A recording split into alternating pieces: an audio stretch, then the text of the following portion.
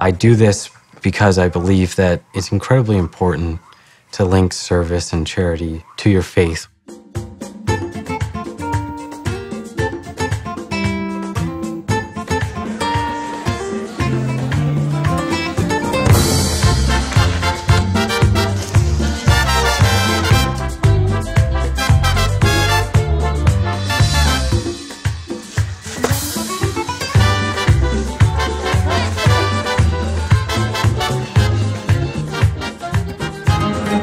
I travel with the Hope for Unborn Children Foundation, started by Karen and John Gott in about 2005, I believe. When I found out that Brandon was a Mormon, I was a little intrigued because I'm Roman Catholic.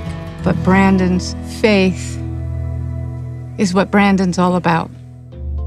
In 8th grade, Karen came to our school during the spring. Brandon was in the audience, and I was appealing to them to help me support the boys of Flor Azul. She gave us a speech and showed us a slideshow of what she does down here. The mission statement is to help these orphanage projects. Life has dealt them these terrible things, and it really just struck me, and something said, you need to go talk to her. This is something you have to do. And honestly, when I got that prompting, I actually denied it at first, and I was like, you know what? There are lots of people who go out and do that stuff. Why would I make a difference? I'm 14 years old.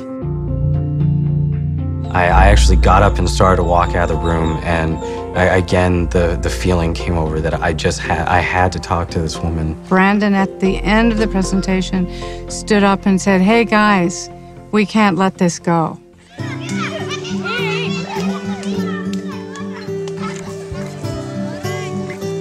Brandon understands that the major thing that we need is economic resources. So he goes home and raises funds for us consistently. It's gone on for 5 years, and he raises several $1,000s a year. If you have a good balance of faith and service in your life, I think you can really have a phenomenal experience of just living. He's become like a partner in this entire project, and he changed life for boys here. We have several projects. We have about 4 or 5 schools that we're responsible for. Flor Azul Village. This is Flor Azul Farm here that we're sitting at. There's a lot of projects and a lot of things to be done. We're always busy and always trying to think of new ways to introduce something into their lives, like the tilapia ponds, to give protein in their diet so that they're not malnourished.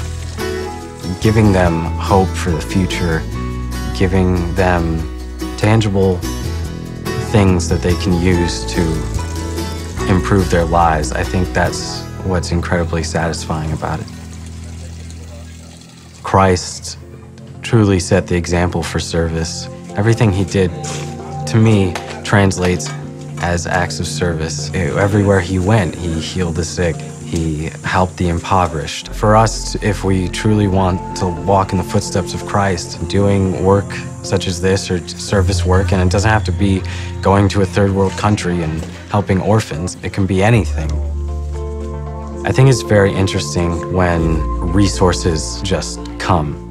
I've traveled 10, 11 times out of country in the past 4 years. And my parents are not capable of that kind of resources. But every time I told them, I'm going to Honduras and we're gonna figure this out, I find a way to finance a trip. The money always just happens to be there.